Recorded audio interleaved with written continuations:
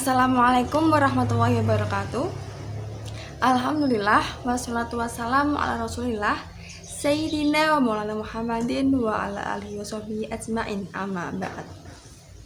Yang terhormat Bu Inayatul Farihah MPD selaku dosen pengampu mata kuliah ilmu pendidikan, dan tak lupa pula teman-temanku yang saya sayangi dan saya banggakan.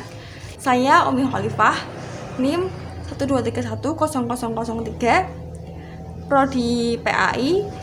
Di sini saya akan membuat tugas UAS ilmu pendidikan, yaitu dengan menjelaskan rangkuman dari materi yang telah saya buat. Yang pertama yaitu materi makna dan hakikat pendidikan. Secara etimologi, pendidikan berasal dari bahasa Latin ducer yang artinya menuntun, mengarahkan, dan awalan e artinya keluar. Jadi, pendidikan artinya menuntun keluar. Dan pendidikan adalah pengalaman hidup dalam berbagai lingkungan yang berlangsung sepanjang hayat dan berpengaruh positif bagi pertumbuhan. Dan di sini hakikat pendidikan adalah proses interaksi manusia yang bertujuan untuk mengembangkan potensi individu secara holistik, mencakup aspek jasmani, akal, dan juga jiwa. Selanjutnya, tujuan utama pendidikan adalah mengembangkan potensi individu, termasuk kekuatan spiritual, keagamaan, pengendalian diri, kepribadian, akhlak mulia, serta keterampilan yang diperlukan untuk diri sendiri, masyarakat, nusa, dan bangsa.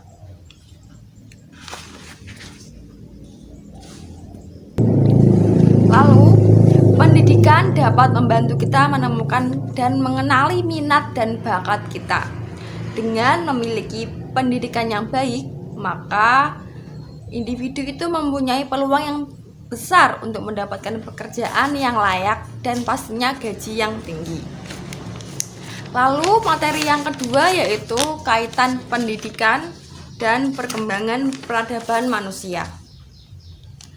Menurut Kemendikbud, pendidikan secara umum adalah usaha yang dilakukan secara sadar serta terencana demi mewujudkan keadaan belajar serta sistem evaluasi untuk anak atau peserta didik yang aktif, menumbuhkan kemampuan yang ada pada diri seseorang demi menumbuhkan pengetahuan spiritual, cara pengendalian diri, potensi kecerdasan, dan akhlak keterampilan juga. Lalu pendidikan di Indonesia secara umum itu terbagi menjadi tiga. Yang pertama adalah pendidikan formal, yang kedua pendidikan non formal, dan yang ketiga adalah pendidikan informal. Dan di sini perkembangan peradaban manusia. Ya, peradaban berasal dari kata adah yang dalam pengertian ini mengandung arti tata krama, perilaku atau sopan santun. Maka peradaban adalah segenap perilaku sopan santun dan tata krama yang diwujudkan oleh manusia dari waktu ke waktu segala bidang kehidupan.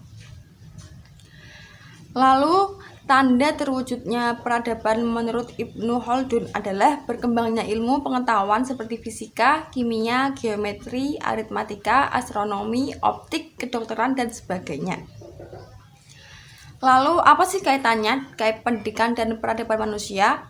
Yang pertama, dapat membangun pendidikan yang bertujuan membenahi manajemen kegiatan belajar individual yang ditekankan upaya membangun Indonesia demokratis dan keperadaban.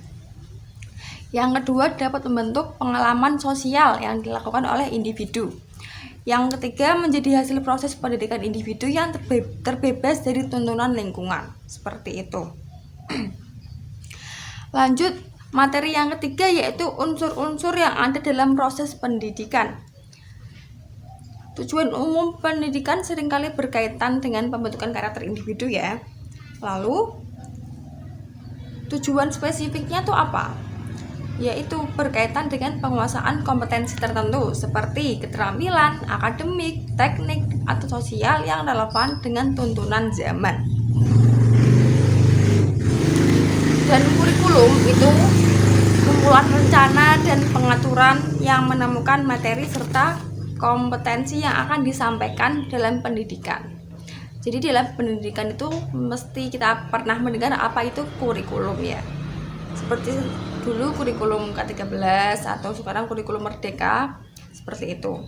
Jadi kurikulum itu setiap waktu mungkin bisa berganti karena zamannya yang sangat berbeda dari waktu ke waktu. Selanjutnya, metode pengajaran merupakan strategi yang digunakan oleh pendidik untuk menyampaikan materi kepada peserta didik. Nah, itu dia. Jadi unsur-unsurnya tadi ada kurikulum, metode pengajaran, dan selanjutnya lingkungan juga sangat mempengaruhi suasana belajar dan hasil belajar peserta didik. Lingkungan yang baik tidak hanya menyangkut sarana dan prasarana pendidikan yang memadai, tetapi juga dukungan dari keluarga dan masyarakat sekitar. Dan tak lupa pula, interaksi yang baik antara guru dan murid itu sangat mendukung untuk keberhasilan belajar dalam pendidikan. Lalu materi yang keempat yaitu pendidikan sebagai sistem keterkaitan antara pendidikan dan juga pengajaran. Nah, istilah sistem berasal dari bahasa Yunani sistema yang artinya sehimpunan bagian atau komponen yang saling berhubungan secara teratur dan suatu keseluruhan. Menurut Totong M. Amirin dalam tahun 1984, sistem adalah suatu kebulatan keseluruhan yang kompleks dan utuh. Dan kata pendidikan adalah dari kata didik atau mendidik, yang secara harfiah artinya memelihara dan memberi latihan. Istilah ini pengajaran juga ada menurut KBPI berasal dari kata ajar yang artinya petunjuk yang diberikan kepada orang supaya diketahui. Nah, pengajaran merupakan totalitas aktivitas belajar yang mengajar yang diawali dengan perencanaan dan diakhiri dengan evaluasi. Mengajar pada hakikatnya adalah suatu proses, yaitu proses mengatur, mengorganisasi lingkungan yang ada di sekitar peserta didik, yang dapat menumbuhkan dan mendorong peserta didik melakukan proses belajar.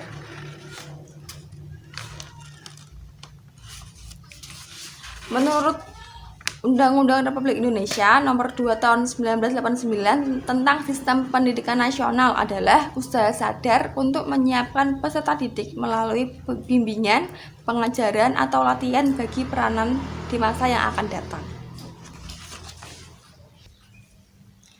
Ilmu pengetahuan yang berhubungan dengan pengajaran disebut juga vanual taklim, yang dalam bahasa Inggris adalah pedagogi, dan yang artinya ilmu mengajar.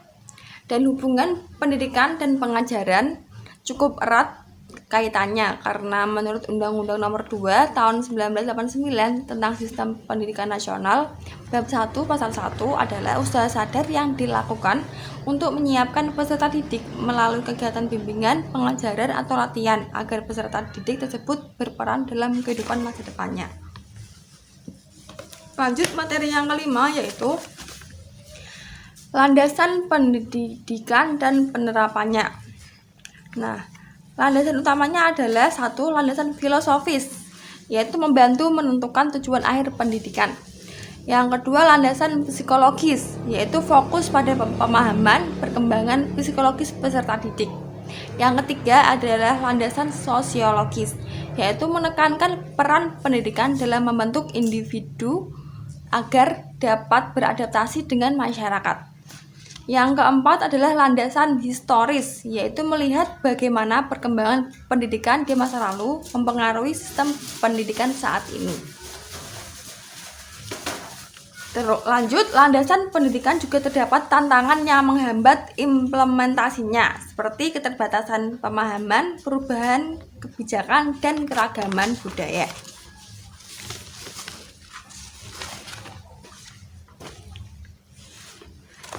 Dan penerapan dari landasan ini yaitu seperti tadi, landasan filosofis. Penerapannya seperti sekolah itu menentukan kurikulum dan metode pengajaran berdasarkan nilai-nilai tertentu.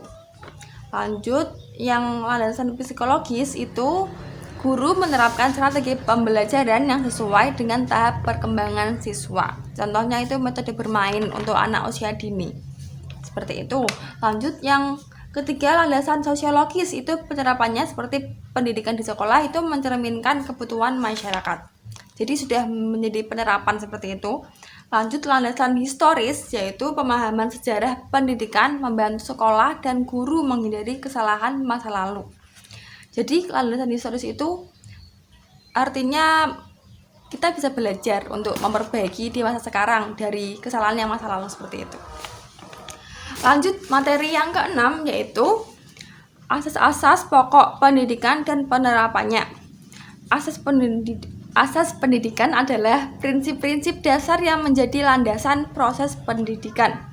Asas pokok pendidikan berdasarkan bahan ajar pengantar pendidikan UNP 2008 ada 3, yaitu 1. Asas Tuturi Handayani.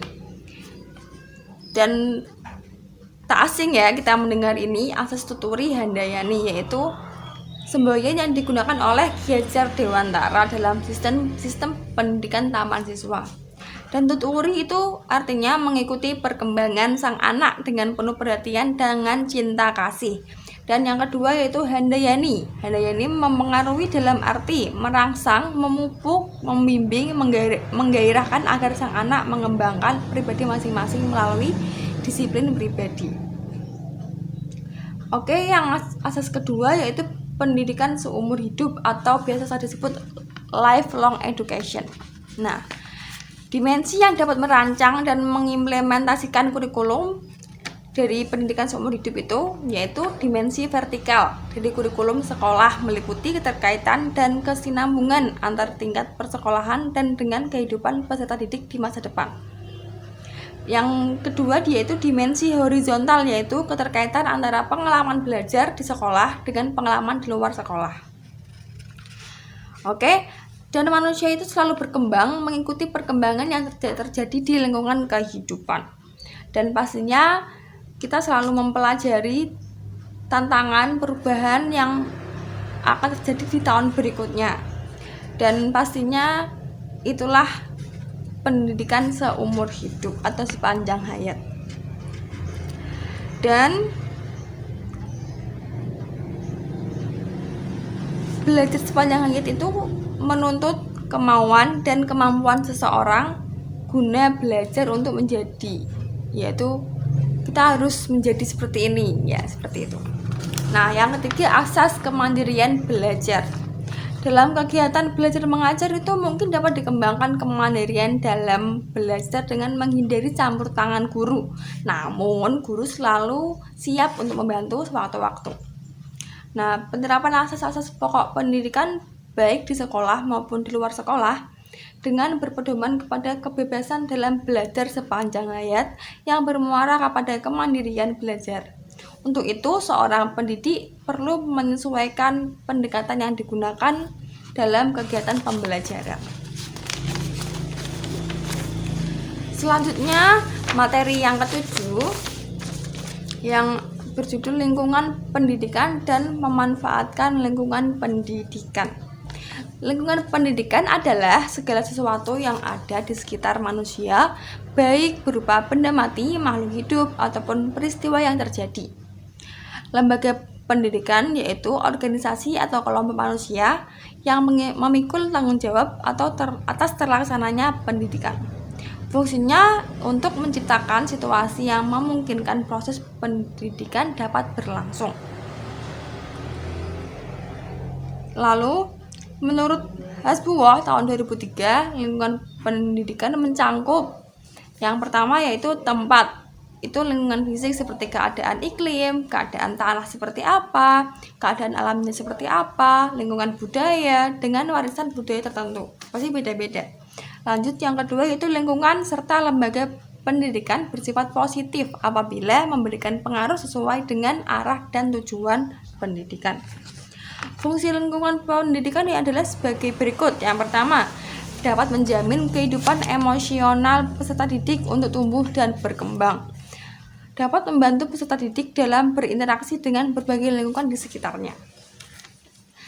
Dan yang ketiga, dapat sebagai wahana yang amat besar bagi perkembangan individu dan masyarakat guna usaha mencerdaskan kehidupan bangsa. Dan Ki Hajar Dewantara juga membagi 3 lingkungan pendidikan secara garis besarnya yang disebut dengan tripusat pendidikan, yaitu lingkungan keluarga, sekolah, dan lingkungan masyarakat. Seperti itu. Jadi lingkungan pendidikan itu sangat mempengaruhi sistem pembelajaran. Selanjutnya, materi ke-8 yaitu pendidikan sepanjang hayat, yaitu atau lifelong education. Nah, pendidikan ini mempunyai arti bahwa pendidikan tidak berhenti hingga individu dewasa, tetapi tetap berlangsung sepanjang hidupnya. Cropley mengatakan bahwa pendidikan sepanjang hayat sebagai tujuan atau ide formal untuk pengorganisasian dan penstrukturan pengalaman pendidikan. Nah, prinsip pendidikan seumur hidup menegaskan bahwa manusia selama hidupnya membutuhkan sekolah, membutuhkan pendidikan untuk kepentingan hidupnya, yakni agar mengalami perubahan dan peningkatan. Oke? Belajar sepanjang hayat menciptakan tantangan untuk memahami, mengeksplorasi, dan juga mendukung dimensi-dimensi penting yang baru lagi bagi pendidikan. Seperti apa? Yang pertama, seperti belajar yang diarahkan diri sendiri. Oke? Kita belajar karena diri sendiri. Belajar atas tuntunan, yaitu learning on demand. Jadi belajar atas karena tuntunan. Yang ketiga, belajar kolaboratif. Yang keempat, belajar organisasi. Oke, seperti itu. Jadi pendidikan seumur hidup. Tujuan pendidikan manusia seutuhnya dan dilaksanakan seumur hidup adalah untuk mengembangkan potensi kepribadian manusia sesuai dengan kodrat dan hakikatnya, serta untuk mempertahankan dan meningkatkan mutu kehidupan. Lalu, dasar pemikiran yang menyatakan bahwa pendidikan seumur hidup sangat penting dapat ditinjau dari beberapa aspek atau tinjauan. Yang pertama, tinjauan ideologis, yang kedua tinjauan ekonomis, yang ketiga tinjauan sosiologis, yang keempat tinjauan politis, yang kelima tinjauan teknologis, lalu tinjauan filosofi, tinjauan psikologi, dan tinjauan pedagogis. Oke, seperti itu. Jadi konsep belajar sepanjang hayat sering dikatakan sebagai belajar berkesinambungan. Dan tahap belajar manusia yang pertama adalah proses internal, yaitu proses yang tidak terlihat oleh panca indera dan terjadi dalam pikiran. Oke. Dan yang kedua, proses yang kedua yaitu proses eksternal, proses yang menunjukkan bahwa perubahan ke arah yang lebih baik. Jadi yang kedua itu suatu proses yang kita sudah mengalami dan kita sudah itu ya, sudah merasakan akibat belajar. Jadi kita bisa belajar, sekarang proses kedua itu kita merasakan, oh ternyata setelah belajar seperti ini, selanjutnya kita bisa menjadi yang lebih baik lagi, seperti itu. Oke, materi yang ke-9 yaitu mengidentifikasi hakikat masalah pendidikan dan kategorisasi permasalahan pendidikan. Menurut Robert, masalah adalah ketidaksesuaian yang signifikan dan tidak diinginkan antara standar kebersamaan dan kondisi nyata. Sedangkan hakikat masalah pendidikan adalah ketidaksesuaian antara harapan dan tujuan pendidikan dengan kenyataan yang ada dalam dunia pendidikan. Apa sih permasalahannya itu? Permasalahan pendidikan itu yang pertama, masalah pemerataan pendidikan. Persoalan bagaimana sistem pendidikan dapat menyediakan kesempatan yang seluas-luasnya kepada seluruh warga negara untuk memperoleh pendidikan. Jadi itu masih ada yang belum merasakan pendidikan. Itu karena apa? Karena belum rata pendidikan di Indonesia ini. Seperti faktor-faktornya itu adalah karena pendidikan sebagian banyak di wilayah perkotaan, lalu masih ada pendidikan prasekolah tidak memenuhi standar minimal baik, terus kurangnya sarana dan prasarana, kurangnya kesadaran pendidikan dari warga negara, rendahnya kualitas tenaga pendidik dan kependidikan. Oke, untuk menanggulangi hal ini yaitu bagaimana? Bisa diambil seperti peningkatan jumlah anak yang merasakan pendidikan. Akses terhadap pendidikan ini dihitung berdasarkan angka partisipasi mulai sekolah dasar hingga menengah dan juga tinggi. Jadi kita memastikan bahwa banyak siswa yang mendaftar sekolah seperti itu. Dan yang kedua yaitu masalah kuantitas pendidikan. Masalah ini muncul karena calon peserta didik tidak tertampung di suatu sekolah karena terbatasnya daya tampung dari sekolah tersebut. Jadi terkadang itu anak sudah mendaftar sekolah tapi itu ditolak karena apa? Karena sekolahnya udah nggak muat, udah kapasitasnya tuh sudah segini dan nggak bisa ditambah lagi seperti itu. Itu akibatnya bisa terkurangnya pendidikan untuk anak-anak seperti itu. Upaya yang dapat dilakukan pemerintah antara lain dengan membangun sekolah negeri di daerah-daerah yang masih minim kuantitas pendidikannya. Dan tentunya pasti juga dilengkapi dengan sarana dan prasarana yang lengkap. Masalah yang ketiga yaitu kualitas pendidikan. Nah, beberapa masalah yang menyebabkan rendahnya kualitas pendidikan yaitu karena rendahnya kualitas prasarana fisik, rendahnya kualitas guru, rendahnya kesejahteraan guru, rendahnya prestasi siswa, dan juga kurangnya pemerataan kesempatan pendidikan dan mahalnya biaya pendidikan. Seperti itu. Jadi kualitasnya itu menurun karena hal tersebut. Dan upaya yang bisa dilakukan adalah seleksi yang ketat terhadap calon guru, pelatihan dan pengembangan kemampuan tenaga pendidikan, penyempurnaan dan pemantapan kurikulum, dan pembangunan sarana dan prasarana yang mendukung pembelajaran. Seperti itu. Selanjutnya adalah masalah efisiensi penerapan sistem pendidikan yang belum baik. Efisiensi artinya penerapan dengan menggunakan tenaga dan biaya sekecil-kecilnya dapat diperoleh hasil yang sebesar-besarnya. Para ahli banyak mengatakan bahwa sistem pendidikan sekarang masih kurang efisien. Nah, permasalahan ini dapat dipecahkan dengan cara memfasilitasi sekolah untuk kelancaran penerapan sistem pendidikan sesuai yang diharapkan, dan kita bisa mengalokasi beasiswa yang tepat untuk keluarga yang memang kurang mampu. Nah, selanjutnya adalah masalah efektivitas pendidikan. Pendidikan bisa dikatakan efektif atau ideal ialah apabila hasil yang dicapai sesuai dengan rencana atau program yang dibuat sebelumnya. Nah, seperti itu. Jadi di sini tuh kurang, masalahnya tuh efektif pendidikan itu kurang efektif sekali. Nah, caranya itu dengan menentukan tujuan pembelajaran yang ingin dicapai sebelum kegiatan pembelajaran dilakukan. Jadi sebelum pembelajaran kita harus menyiapkan metode apa yang ingin diajarkan dan materi apa yang ingin kita ajarkan, seperti itu. Selanjutnya adalah masalah relevansi pendidikan. Pendidikan dikatakan relevan atau sesuai jika sistem pendidikan dapat menghasilkan output atau keluaran yang sesuai dengan kebutuhan pembangunan relevansi. Contohnya itu yang kerja sekolah di SMK itu kan kejuruan ya. Jadi contohnya itu karena semisal ke sekolahnya itu dalam jurusan perbengkelan, jadi pas lulus juga bisa terjun ke perbengkelan.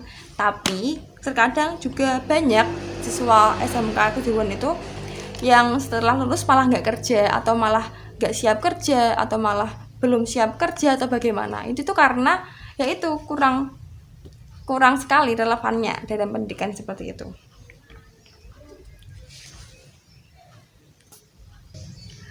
Dan permasalahan ini bisa diatasi dengan cara perluasan dan pemerataan kesempatan memperoleh pendidikan yang bermutu tinggi dan peningkatan kemampuan akademik, profesionalisme, dan jaminan kesejahteraan tenaga kependidikan. dan juga selalu melakukan pembaruan sistem pendidikan termasuk kurikulum yang mengacu pada standar nasional. Dan masalah yang terakhir adalah masalah perkembangan teknologi informasi dan komunikasi. Nah, jadi perkembangan teknologi ini aslinya juga positif negatif ya. Karena perkembangan ini tuh memang pendidikan harus menyesuaikan keadaan zaman. Jadi bisa menggunakan sistem TIK ini. Nah, dampak negatifnya dari perkembangan TIK dalam dunia pendidikan yaitu siswa jadi malas. Nah, terus terjadinya pelanggaran asusila dan juga kerahasiaan alat tes untuk pendidikan semakin terancam. Terkadang soal ujian yang belum dibagikan itu murid udah tahu karena ya ini sistem TIK ini, teknologi informasi dan komunikasi ini. Lalu munculnya seperti AI, seperti ChatGPT, itu kan membuat siswa itu salah menggunakan gitu. Namun upaya untuk pencegahan dampak negatif itu seperti apa? Jadi untuk menanggulangi hal ini kita bisa melihat dari sisi positifnya. Jadi TIK ini enggak selamanya buruk. Jadi TIK ini bisa membantu pembelajaran. Contohnya kita bisa melakukan pembelajaran dalam Zoom, nggak usah ketemu seperti itu.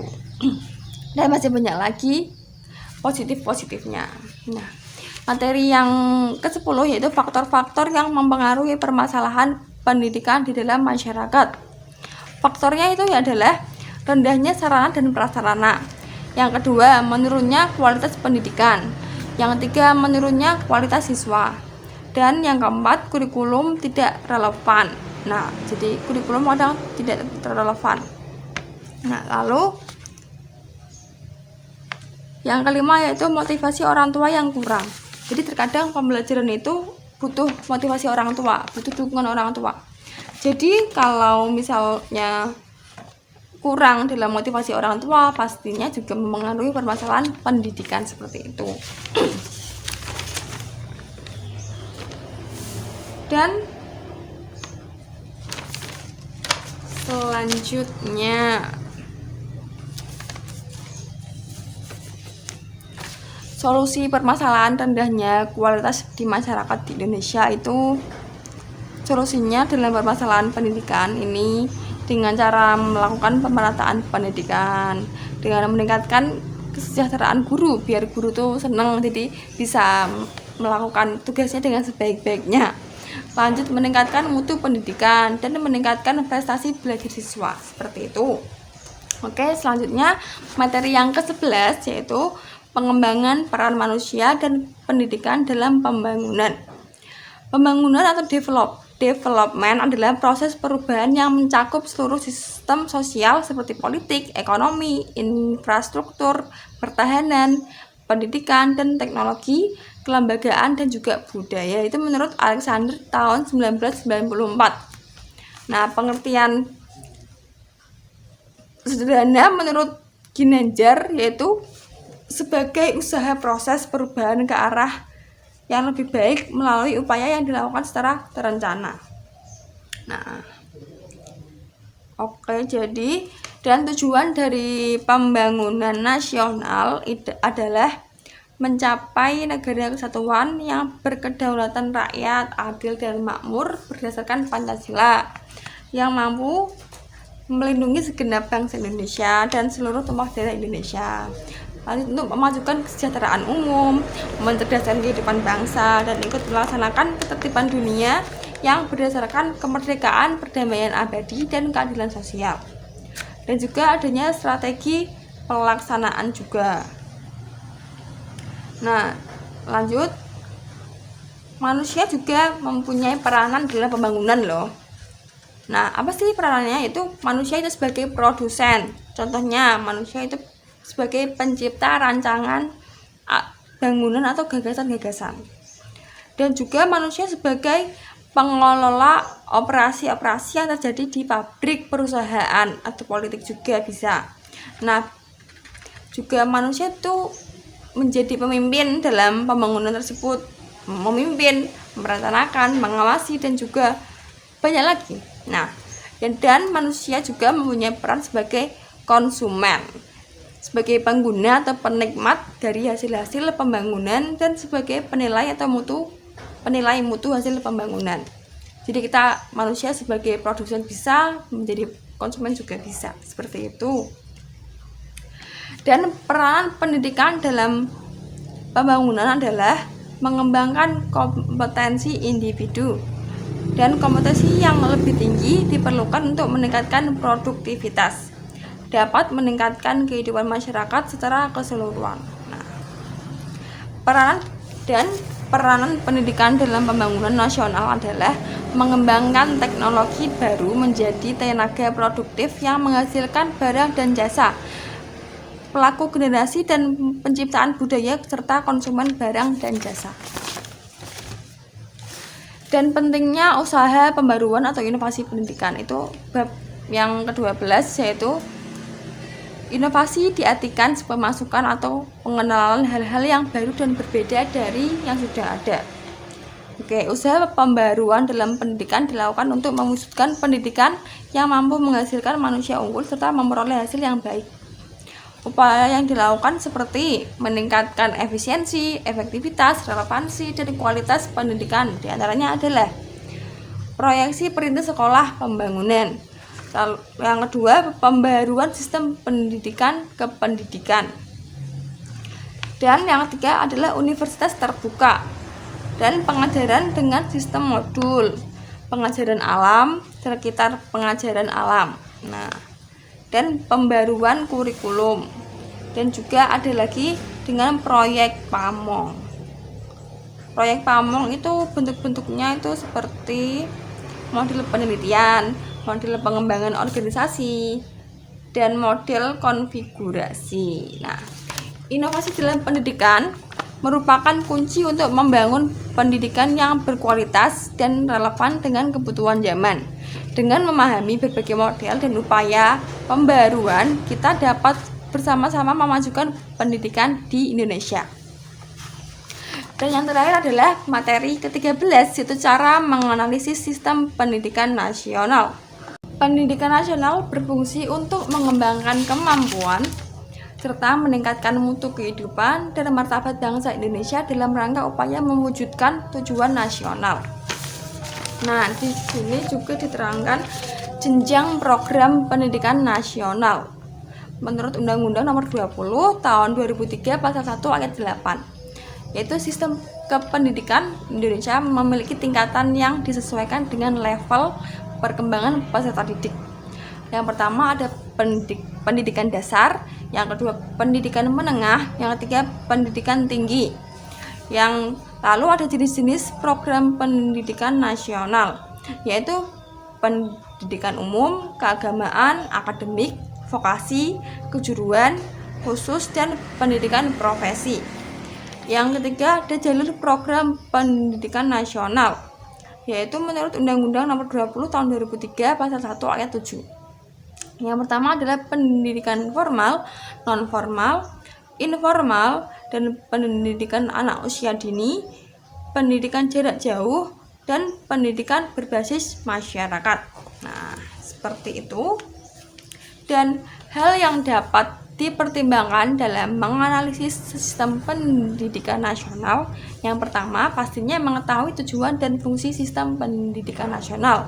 Yang kedua, mengetahui prinsip penyelenggaraan sistem pendidikan nasional. Yang ketiga, mengetahui visi dan misi sistem pendidikan nasional. Yang keempat, komponen sistem pendidikan nasional. Yang kelima, mengetahui tantangan apa saja dalam sistem pendidikan nasional. Yang keenam, mengetahui hal-hal yang perlu diperbaiki dalam sistem pendidikan nasional. Yang terakhir, yang ketujuh, yaitu mengetahui sistem pendidikan Indonesia saat ini. Baik, seperti itulah dari rangkaian materi yang telah saya bacakan dan jelaskan sedikit. Cukup sekian dari saya. Wassalamualaikum warahmatullahi wabarakatuh.